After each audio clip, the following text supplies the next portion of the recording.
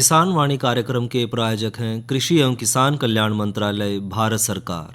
हर जोखिम से निकल कर फसल आए, सुरक्षित हो जाए।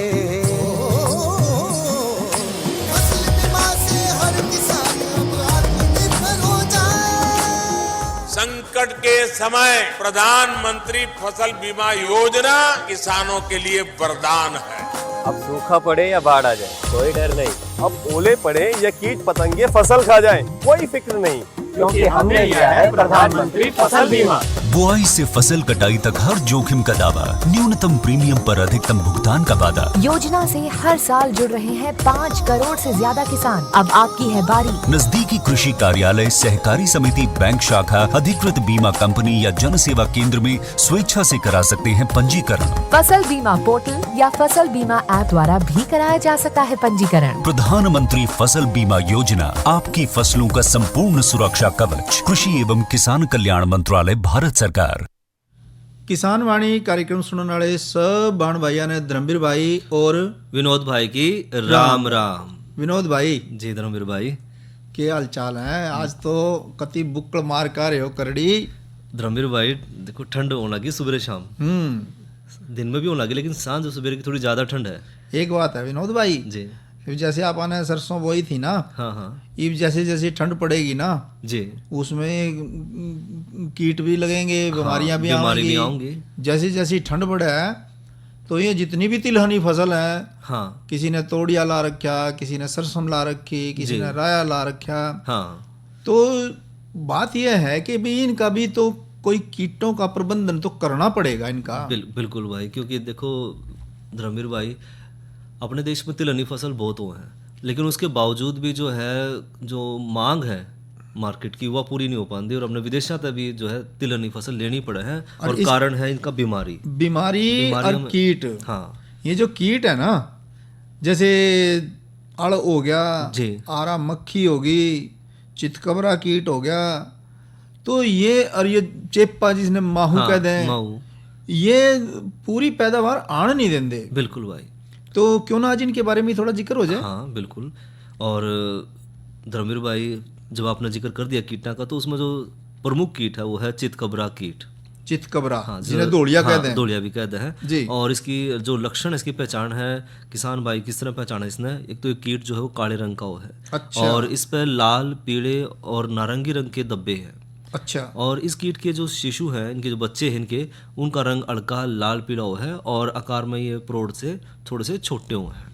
तो इस बारे में तो आप कृषि अधिकारी से मिले थे आप? हाँ, पिछले दिनों। बिल्कुल बिल्कुल भाई। तो वे क्या बता रहे थे भी इसके नुकसान के बारे में और रोकथाम के बारे में? हाँ धर्मवीर भाई, जो चितकबरा कीट है अगर ये फसल में आ जाए तो जो अपनी रबी की जो तिलहनी फसल है, इसमें नुकसान पहुँचाव है। अच्छा। और खासकर नुकसान 2 बार पहुंचावा है। पहली बार तो फसल उगने के तुरंत बाद, यानी कि जो सितंबर से नवंबर का जो समय है उसमें, और दूसरा फिर ये फरवरी अप्रैल में नुकसान पहुंचावा है, यानी फसल की कटाई के टाइम। हाँ, जो अच्छा। कटाई का समय है उसमें फिर जो है ये नुकसान पहुंचावा है जी। और जो फसल उगने के बाद जो इसके बुजुर्ग हैं और जो बच्चे हैं, वो पौधे के ऊपर गुच्छा बनाकर समूह में जो है आक्रमण करे हैं, और ये दोनों की जो दोनों ही हैं वो पौधे के जो अलग अलग हिस्से हैं उसका रस चूस कर उसका नुकसान पहुँचावा है। इस तरह पौधे की जो पत्ती हैं वो सफ़ेद रंग की हो जाए हैं और उस पर धब्बे नजर आने लग जाए। जब तो फिर इसने दौड़िया कम है। हाँ, जब इसके ये रंग जो सफेद रंग सा दिखे नहीं, बिल्कुल भाई, जीवी तो इसका नाम दौड़िया पड़े यो। हाँ।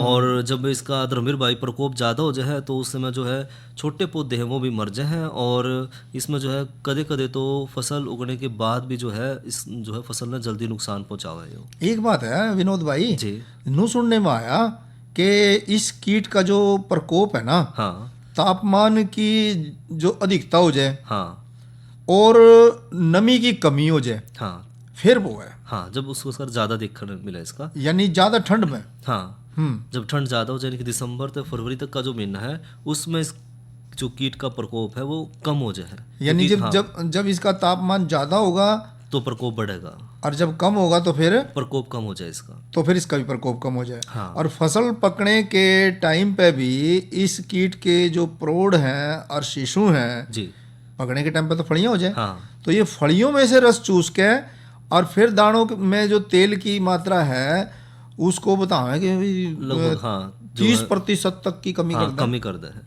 यानी कि जब शुरुआत है तो उस टाइम पत्तियां का रस चूसते हैं, और जब फली तैयार हो जाए तो फिर तेल चूस ले उसका। मतलब उनके दानों में तो हाँ, तेल तेल चूस ले। कमाल हो गए। तो इसकी रोकथाम की है विनोद भाई? धर्मवीर भाई, जो चितकबरा जो कीट है, जो दौड़िया है, इसकी रोकथाम खातर 200 मिलीलीटर मेलाथियान। भाई दवाई तो लिख लूं। हाँ क्यों, इसका तो इंतजाम करना पड़ेगा। बिल्कुल भाई। तो के नाम बताया आपने दवाई का? मेलाथियान 200 मेलाथियान 200 मिलीलीटर 200 मिलीलीटर, यानी पाइया तो थोड़ी कम। हाँ। अच्छा, और ताकत कितनी की? 50 इसी ताकत की ना 200 लीटर पानी मिलाकर इसका छिड़काव करें। मतलब 200 लीटर तो हो गया पानी, हाँ, और 200 मिलीलीटर होगी दवाई, और इसमें घोल बना के फिर छिड़काव करना 1 किले पे। हाँ, यानी 1 किले की जो फसल हो। हाँ, 1 किले की फसल खातिर है। और 40 से 50 दिन की जब अवस्था हो जाए फसल की, तो उसमें उसकी सिंचाई कर दें। और इसमें भी अगर कीट का जो नियंत्रण मतलब ना भी जब 40-50 दिन की फसल हो तो एक बार पानी देना हाँ, चाहिए। पानी देना चाहिए, इससे भी कीट का नियंत्रण हो जाएगा। अच्छा। और साथ में यदि जो कीट का आक्रमण फसल की जो पकाई हो रही है, यानी कि जब हम कहते हैं ना कि तेल चूस लो उसका भी दाने में था, तो उस समय पे भी अगर 400 मिलीलीटर मेलाथियान 50 इसी ताकत की दवाई ना 400 लीटर पानी मिलाकर प्रति एकड़ के हिसाब से छिड़काव कर दें, तो भी किसान भाई जो है इस बीमारी की रोकथाम कर सके। यानी इस कीट से बचने के लिए ये इंतजाम करने पड़ेंगे। हाँ। और एक और भी तो इंतजाम कई करें विनोद भाई, धर्मवीर भाई, कि भी जो खेत खलियान है उनमें रखी हुई फसल के चारों तरफ मिथाइल पैराथियान 2D धूड़े की 6 इंच मोटी पट्टी बना दें। बिल्कुल भाई। तो उससे भी जो ये कीट है खलियान में आने से पहले ही मर जाते हैं। बिल्कुल। तो ये ठीक बात है। हाँ, सही बात है बिल्कुल। और किसान मात्र बढ़िया होगा कि वो खलियान में जो है फसल जो है एक तो जल्दी से जल्दी निकाल लें, ताकि इसका प्रकोप ना देखने मिले। अच्छा, एक विनोद भाई, ये तो आपने बात बता दी दौड़िया कीट की जी। और ये जो अड़चेप्पा है, हाँ, ये कीट भी बड़ा नुकसान ये भी नुकसान पहुंचावा है। तो इसके बारे में भी कुछ बताओ। हाँ, जो अड़ या चेप्पा जो है, या माहू भी कहते हैं कई जगह, तो ये कीट जो है अड़ या माहू जो है कई नामों तक जाना जाओ है। और इस कीट के जो है अड़ के पीले रंग के 1 से 1.5 मिलीमीटर लंबे जो है जूं के आकार के नन्हे नन्हे इसका आकार है। इतना आकार है कि 1 से 1.5 मिलीमीटर का दिखा है। और ये पौधे के हर एक भाग में, चाहे वो तना है, पत्ती है, हर जगह फूल है, हर जगह यो पाया जाओ है। लेकिन जो फूल है उस पर इसकी मात्रा ज़्यादा हो जाए है। और इसके बिना जो पंख वाले और जो पंखदार प्रौढ़ हैं और शिशु हैं, वो दोनों जो है समूह में रवे हैं, और समूह में इस जो कीट है वो नुकसान पहुँचावा है। तो नुकसान तो ये करेगा ही करेगा विनोद भाई, पर इसका जो नुकसान है जी, ये नू बताओ कि भाई ये तो पहला जो टाइम निकल लिया उसमें होना था कि आगे आने वाले टाइम में होगा। धर्मवीर भाई, आने वाले टाइम में इनकी अगला जो लगभग हो गया अगले महीने दिसंबर के माह में या उसके अंत तक अच्छा, इसकी शुरुआत होनी शुरू हो जाएगी। अच्छा। और जब फसल पे फूल बढ़ने शुरू हो जाए हैं, यानी कि कह लें कि जब मार्च तक जो है वो बने हैं, तो उसमें जो है ये पंख वाले जो प्रौढ़ है वो जो पहाड़ी इलाके हैं उनमें हवा के साथ उड़कर मैदानी इलाके में आ जाए और पौधे के ऊपर बैठे और एक जो है बिना पंखदार परिवार ने जन्म दिया है। अच्छा। और इनकी संख्या फिर लगातार बढ़ती चली जाए। तो जो कृषि वैज्ञानिक हैं वो क्या कह रहे थे भाई, ये किस तरह एकदम से किस तरह बढ़ जाएगा दिसंबर के महीने में? दिसंबर के महीने में एक तो खास बात है कि जैसे मान लो आसमान में बादल हो गए, अच्छा, तो उस अवस्था में, या फिर जो हल्की सी बारिश हो जाए, अच्छा इन दिनों में जो बरसात हो जाएगी, हल्की फुल्की बारिश होगी, या फिर हवा में जो है नमी ज्यादा हो जाए, यानी कि लगभग 70 से 75% औसत अगर नमी हो जाए, तो भी जो है इसका प्रकोप तेजी से बढ़ा है। साथ में अगर तापमान कम हो जाए, यानी कि लगभग 13 डिग्री सेंटीग्रेड तक कम तापमान गिर जाए, तो ये जो है प्रकोप इसका देखा जाए। तो भाई विनोद भाई जी, तो अगर इसने नुकसान आगे करना है फिर तो हमने इस तरीके से चौकस हो जाना चाहिए। बिल्कुल धर्मवीर भाई, जिस तरह अपने फौजी सीमा पे खड़े बिल्कुल तैनात खड़े, क्योंकि आगे आने वाला महीना तो दिसंबर का ही है। बिल्कुल भाई। तो इसमें रोकथाम के उपाय क्या बतावे हैं भला कृषि वैज्ञानिक, उसके बारे में भी थोड़ी चर्चा करो। धर्मवीर भाई, जो चेप्पा है, अड़ है, अब जो माऊ है, इसकी रोकथाम खातर, यानी कि इस कीट का जब आक्रमण शुरू हो जाए तो उसके 10 से 15 दिन के बाद जो है इसका जो नियंत्रण है उसका काम शुरू कर देना चाहिए। और नहीं तो इसका जो प्रकोप है बड़ी तेजी से फसल पर आओगा और फसल ने नुकसान पहुंचाओगा। भाई फिर तो ये बताओ आप जी भाई क्या क्या उपाय करने। हाँ धर्मवीर भाई, एक तो जो बात करें हम, जिस तरह सरसों है, राया है, उस जो है सरसों की अपेक्षा राया की अगर खेती करें तो ज़्यादा फायदा रहो, क्योंकि राया में जो है इसका प्रभाव कम देखा जाओ है। और साथ में सरसों राय की बिजाई जो है अक्टूबर के पहले या फिर जो दूसरे सप्ताह में कर दें तो फसल पे इसका प्रकोप कम पड़ा है। अच्छा। क्योंकि जो अगेती बुआई वो है धर्मवीर भाई, उसमें कई फसलों पे जो है फूल जल्दी आने शुरू हो जाए और उस समय जो है कीट का प्रकोप शुरू भी नहीं होता। तो अगेती फसल का फायदा है हमने लेने का। और अगर दिसंबर के आखिरी हफ्ते में जहां इस कीट के समूह दिखाई देवें, हाँ, तो क्या करें? तो उन जो टहनी है, उन जो प्रभावित टहनी है, उनके हिस्से ने तोड़ कर उन्हें मिट्टी में दबा दें या नष्ट कर दें या खेत से बाहर निकाल दें उन्हें। जी। तो इसकी कोई दवाई का भी तो कोई बताओ ना। हाँ, विनोद भाई, धर्मवीर भाई, चलो ये भी काम कर लें, ये तो चलो इक्का दुक्का कोई दिखेगा तो तोड़ के फेंक दें, तोड़ के फेंक दें। पर जो ज्यादा आक्रमण हो जाए कीट का, फिर क्या करें? हाँ धर्मवीर भाई, जब अगर कीट का आक्रमण ज़्यादा हो जाए तो 250 से लेकर 400 मिलीलीटर मेटासिस्टॉक्स 25 इसी ताकत की दवाई ने, या फिर डाइमिथोएट जिसने रोगोर भी का दहपा 30 इसी ताकत की दवाई ने फसल की बढ़वार के अनुसार लगभग 250 से 400 लीटर पानी मिलाकर 1 एकड़ के हिसाब से किसान भाई छिड़काव करते हैं। तो ये दोनों दवाई इकट्ठी मिला के गिरनी किस तरह करनी? अलग अलग या तो हाँ, या तो 250 से लेकर 400 मिलीलीटर मेटासिस्टॉक्स ले लें या फिर डाइमिथोएट ले लें। मतलब दोनों में से एक दवाई का इस्तेमाल करना। हाँ, दोनों में से एक का इस्तेमाल करना हमने। बहुत अच्छी बात बताई आपने। और छिड़काव किस टाइम करें? धर्मवीर भाई, हाँ, छिड़काव का ध्यान जरूर रखा कि छिड़काव का जो कार्यक्रम है वो हमेशा दिन में 3 बजे के बाद देकर है, ताकि जो मधुमक्खी है हमारी उन कोई नुकसान ना हो और जो परागण है उसके जो है उपज में बढ़ोतरी करें। एक आरा मक्खी भी तो होएगा विनोद भाई। हाँ, ये आरा मक्खी किस तरह नाम पड़ा है इसका? आरा मक्खी धर्मवीर भाई, योग जो कीट है वो भी जो है प्रौढ़ मक्खी का एक धड़ नारंगी जो है वो, इसके इनकी पहचान की बात करें तो इसका जो धड़ है वो नारंगी है, सिर और पैर जो है काले और जो पंख का रंग है वो दूहे जैसा है। अच्छा। और इस कीट की जो सुंडी है वो लगभग 16 से 18 मिलीमीटर लंबी और गहरे हरे रंग की वो है। और इसके ऊपर वाले जो भाग पर काले काले धब्बे और 3 लाइना के अनुसार दिखा है उसमें। और नुकसान की बात करें तो इस कीट की जो सुंडी है वो पत्तियों ने काट काट के खावा है। अच्छा। और ज़्यादा आक्रमण हो जाए तो उस टाइम जो है तने की छाल तक ने भी खा जाए भाई, फिर फसल कड़ा बचेगी। फसल नहीं बचती इसमें। तो इसकी रोकथाम क्या करें विनोद भाई? धर्मी भाई, इसकी रोकथाम खातर जो है, एक तो जब ये आक्रमण कम हो तो सुंडिया हम अपने हाथ भी मार सका है। लेकिन अगर आक्रमण ज्यादा हो जाए तो 200 मिलीलीटर मेलाथियान 50 इसी ताकत की दवाई ने 200 लीटर पानी में मिलाकर 1 एकड़ के हिसाब से किसान भाई छिड़काव करे तो जो आरा मक्खी है उस पर नियंत्रण पा सका है। अच्छा, तो ये बात नो बताओ विनोद भाई जी। आपने बता दिया धोलिया कीट के बारे में, हाँ जी, अड़माहू के बारे में, हैं आरा मक्खी के बारे में, और भी कोई कीट लगा है इनमें? हाँ धर्मवीर भाई, एक और है इसमें लाल बाण वाली सुंडी जिसने कातरा भी कहते हैं। लाल बाड़ वाला सुंडी। हाँ ठीक ठीक। और इस सुंडी का आक्रमण भी खासकर जो नवंबर का महीना चल रहा है इसमें देखा जावा ज्यादातर, क्योंकि वो बहुभक्षी कीट भी है।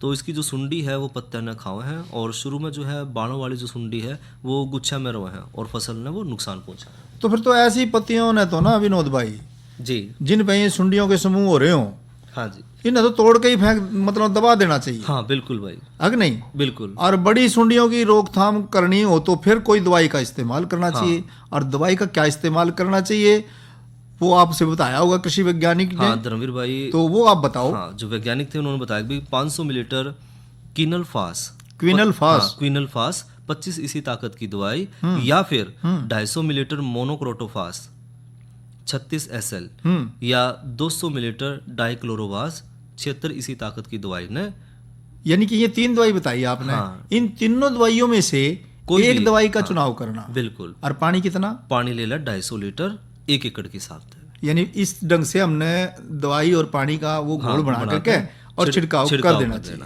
और ये जो सुरंग बनाने वाली सुंडी भी तो, हाँ बिल्कुल धर्मवीर भाई, आपने सही याद दिलाया, सुरंग बनाने वाली सुंडी भी है। इसके बारे में भी वैज्ञानिकों ने जिक्र किया था जी। और इस कीट की जो सुंडी है वो पत्तियां में सुरंग बनाकर उसमें से जो हरा पदार्थ है यानी क्लोरोफाइल जो उसमें वो है उसने खाना शुरू करते हैं। और इसका आक्रमण जो है वो फरवरी महीने में जाकर दिखाई देवा है। और इसकी रोकथाम खातर भी किसान भाई, जिस तरह हमने चेपे का जिक्र किया था ना, जी, जी, तो वही दवाई का जो छिड़काव करे तो रोकथाम कर सकते हैं। यानी कि आपने बताया था कि मेटासिस्टॉक 25 cc हाँ दवाई है, उसको 250 से 400 मिलीलीटर दवाई लेनी और 250 से 400 लीटर पानी में घोल बना करके और छिड़काव करता है। और या फिर वो दवाई ना मिले मेटासिस्टॉक्स तो फिर डाइमिथोएट ये दवाई ले लें और पानी की मात्रा वही रहेगी। बिल्कुल भाई। तो इस तरीके से हम अपनी जो तिलहनी फसलें हैं उनका हम अच्छे तरीके से देखभाल कर सकते हैं। बिल्कुल भाई, उनको- जरूरत इस बात की है विनोद भाई, किसान सवेरे किसान भाइयों ने अपने खेत में चक्कर मारना चाहिए कि फसल के क्या रही, बिल्कुल भाई, उसकी क्या हालत है, हाँ। उसका सारा ध्यान रखें।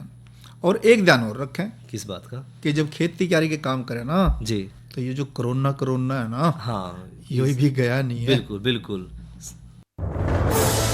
कोरोना वायरस के खतरे से बचते हुए फसल की कटाई, बिक्री, खरीद, नई फसल की जुताई और बुआई सुरक्षित हो सकती है अगर हम लगातार हाथों को साबुन और साफ पानी से नियमित अंतराल पर धोते रहें। नाक, मुंह को मास्क, गमछे या कपड़े से ढक कर रखें। आंख, कान, नाक, मुंह न छुएं। आपस में 2 गज की दूरी बनाए रखें। मास्क और 2 गज की दूरी के मंत्र को अभी हमें छोड़ना नहीं है। फसलों की बुवाई एवं कटाई करते समय आपस में कम से कम 2 गज की दूरी बनाए रखें। फसल की कटाई करने के बाद छोटे छोटे ढेरों में इकट्ठा करें। कृषि के औजारों की समय समय पर सफाई करें।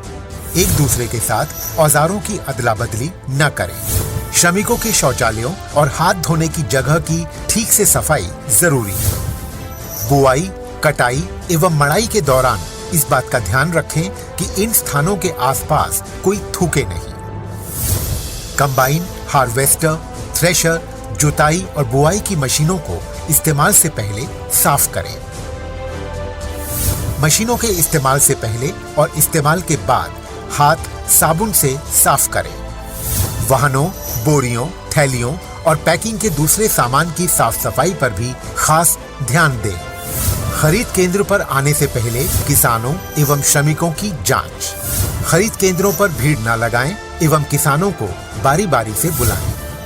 गोदामों पर खरीदी हुई फसल को लेने में शीघ्रता करें ताकि किसानों एवं श्रमिकों को रुकना ना पड़े। कोरोना के खतरे से बचाव और अधिक जानकारी के लिए आरोग्य सेतु ऐप डाउनलोड करें। देश में खाद्य सुरक्षा के ये सिपाही भोजन की निरंतर उपलब्धता को सुनिश्चित करते हैं। किसान स्वस्थ रहें तभी हम कोरोना वायरस से जीत पाएंगे, आगे बढ़ पाएंगे। किसान सबल, देश प्रबल। विनोद भाई जी धर्मवीर भाई, अब बात है ये कि देखो, चाहे धन हो हाँ, और चाहे जवानी हो, और चाहे कितना बड़े बंगले हो, हाँ, भाई डरा तो हर चीज है। बिल्कुल भाई, अपने अपने टाइम पे देखो, एक बार तो उठा पावे, हाँ, और उभार पावे, हाँ, और फिर डरान पावे। पावे। यानी कि समय सब तो बड़ा बलवान है। समय बलवान है और घमंड किसी बात का करना नहीं चाहिए। बिल्कुल बिल्कुल भाई। तो कोई इस तरह के ही विचार कवि के भी हैं। हाँ। एक भजन के जरिए सुन लें ये बातें। हाँ, बिल्कुल सुनाओ धर्मवीर भाई।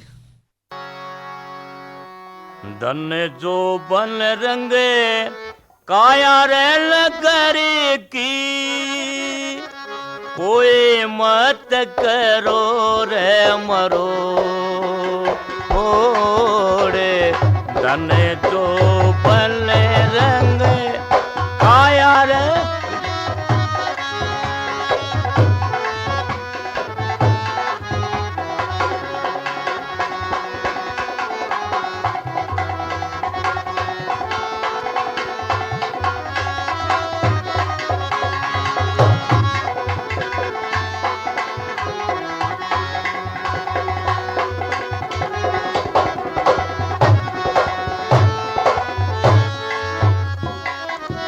क्यों ताले से अंगार बंगा, चितारे बीच तले धर देंगे नंगा।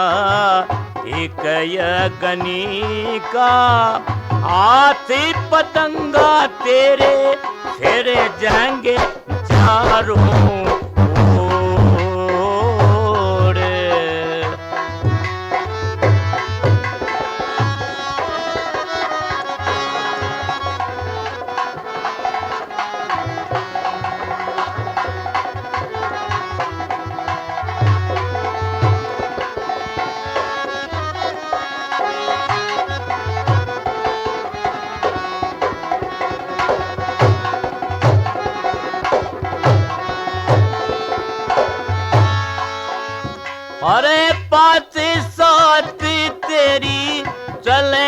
साथी में गोसा पूड़ा लेके बाथ में एक पिंजरी का बास हाथ में तेरे देंगे शरण फोड़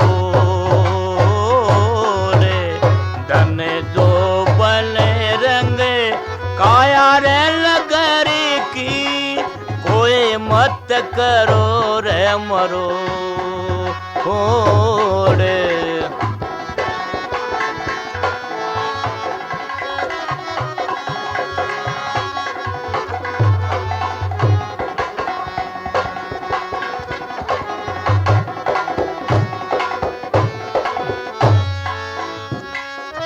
शराणे खड़ी जननी माई रोवे पाचा खड़ा तेरा भाई रोवे पाचा खड़ी तेरी ब्याई रोवे जिसने लाया था बांधे के मोड़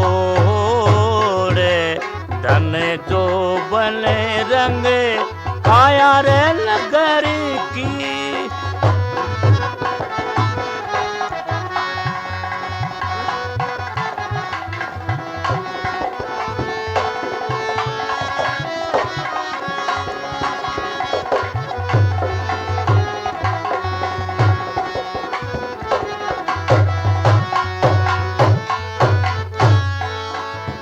ओ शंकरी दास ब्राह्मण गावे सब कवियों को शीशे झुकावे अपना गाँव जे टोली बतावे ओ भी गया रे मुलाजा तोड़े धन जो बने रंग काया रे नगर की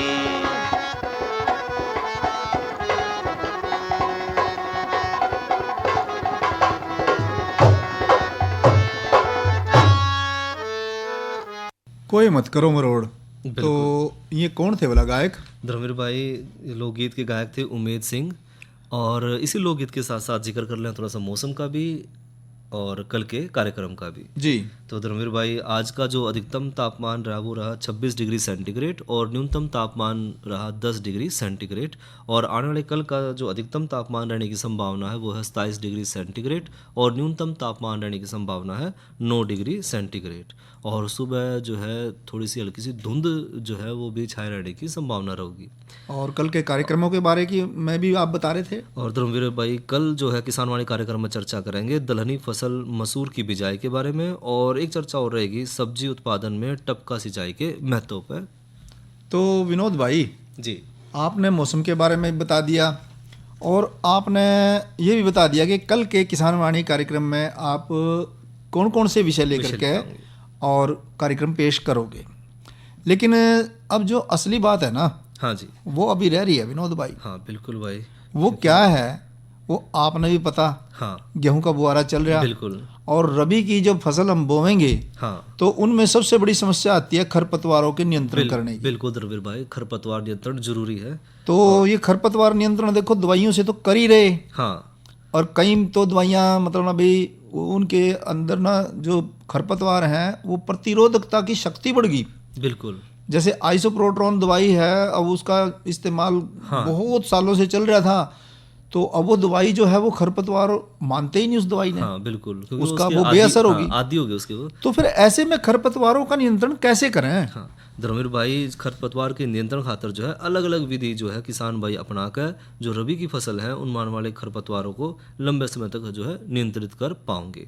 कैसे? खासकर जैसे यांत्रिक या जो सही जो विधियां हैं, यानी सस्य विधियां हैं, जो सस्य विधियां हैं उनके द्वारा, जिस तरह जुताई करके किस तरह जैसे समय पर जो है गहरी जुताई करें तो जो खरपतवार है जिस तरह की कंडाई है, रस्सा है या जो खड़जाड़ है, इस तरह जो समस्या है वो कम करी जा सके काफ़ी हद तक। एक बात है विनोद भाई, हाँ ये तो बात आपने ठीक कही जी। लेकिन जो उन्नत किस्म के बीज ले में ना, हाँ और शुद्ध बीज ले में, बिल्कुल भाई। जैसे कि बिजाई के लिए उन्नत और जो अच्छी जो किस्म हाँ, है, अच्छी किस्म है, शुद्ध और प्रमाणित बीज हैं, हाँ। अगर भाई उनका भी इस्तेमाल करें ना और साथ में उपचारित कर लें तो और जो है- उनको उपचारित कर लें, बिल्कुल भाई, तो काफ़ी हद तक ये जो घास फूस की समस्या है, जंगली जई की, कणकी की, हाँ। जंगली पालक की, हिरणखुरी की, चटरी मटरी की, क्योंकि ये पता क्या है विनोद भाई, ये बीज के साथ ही जो अगर हमारा बीज शुद्ध नहीं है ना, हाँ, तो उसके साथ ही ये चटरी मटरी, हिरणखुरी, पालक, जंगली पालक, कणकी, ये हाँ, सारे के सारे आ सारे, जाएं, बिल्कुल। हम तो बोवें गेहूं,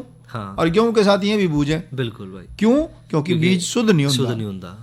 और धर्मवीर भाई एक चीज़ और है, अगर बिजाई सही समय पर कर ली जाए तो भी हम जो है खरपतवार का नियंत्रण कर सके हैं। यानी कि जो अगर जो अगेती अगर जो हम बिजाई करें तो अगेती बिजाई में जो है शुरुआत में जो है फसल की बढ़वार तेजी से वो है और खरपतवार न वो दबा ले है। ये बात सही कही आपने भैया। तो जिस तरह वो तो आपने वो बात कर दी कि जो कर शुरू में एक बार रेस लगा ना, हाँ। और रेस में जोन सा बालक आगे लिकट जाए, एक बार हाँ निकल गया तो जोन सा आगे लिकट गया तो आगे ही लिकड़ा रहा है। हाँ। इसी तरीके जो अगेती जो बुआरा करते हैं, तो अगेते बुआरे का ये फायदा है कि उस वक्त अगर जो हमारी एक बार फसल आगे ऊपर ना होगी ना, हाँ, इस रेस में फिर फसल ये जीतता फिर। हाँ फिर फसल जीतेगी, हाँ। खरपतवार हार जाएंगे। दब जाए। तो इस करके भाइयों ने कोशिश करनी चाहिए कि अगेती ही फसल बोवें। बोवें।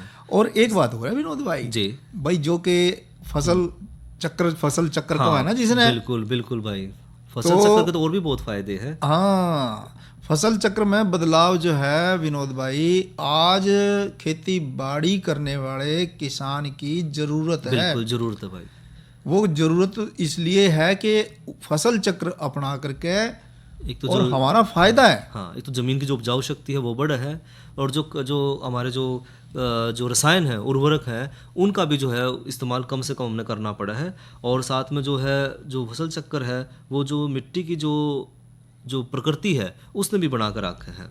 जिस तरह की धान है, गेहूं है, उस तरह के फसल चक्कर वाले इलाकों में अगर हम गेहूं की बिजाई किस बजाय जो सूरजमुखी है, बरसिम है, गन्ना है या मक्का है, इस तरह की फसल बों तो हम ज़्यादा लाभ ले सकते हैं। अरे अरे अरे अरे, क्या कर रहा है? इधर इधर इधर हम बोल रहे हैं तेरे बीजू का। पुतला बोल रहा है? हाँ, पक्षियों से तो हम खेत को बचा लेते हैं, पर इन घातक रसायनों से कैसे बचाएं? मतलब? देख बेटा, तू जो ये अंधाधुंध रसायन मिलाता है ना, मिट्टी की सेहत बिगड़ने लगी है। और जब माटी ही कमजोर पड़ जाएगी तो उपज कैसे सेहतमंद होगी? अरे पहले ऐसा नहीं था। पूछना अपने बड़े बुजुर्गों से, कैसे फसल लहलहाती थी, शुद्धता झलकती थी। हाँ, माटी भी तंदुरुस्त और लोग भी। अरे अब पहली वाली बात कहाँ? पर अब तो सब यही डाले हैं। सब नहीं, आज भी लाखों जागरूक किसान परंपरागत विधि से फसल उगा रहे हैं। खर्चा कम और उपज की कीमत भी बेहतर पा रहे हैं। सच है? रे बेटे, एक्सपीरियंस से बता रहे हैं, धूप में बाल सफेद नहीं किए हैं। हाँ। ठीक है भाई, मैं भी आज से जैविक खेती शुरू करूंगा। माटी से प्रेम की परंपरा है परंपरागत खेती। और इसी के साथ ही किसान वाणी कार्यक्रम का समय समाप्त हुआ। लेवा भाई से इजाजत। बिल्कुल भाई। अच्छा भाइयों, राम राम। इस कार्यक्रम के प्रायोजक थे कृषि एवं किसान कल्याण मंत्रालय, भारत सरकार।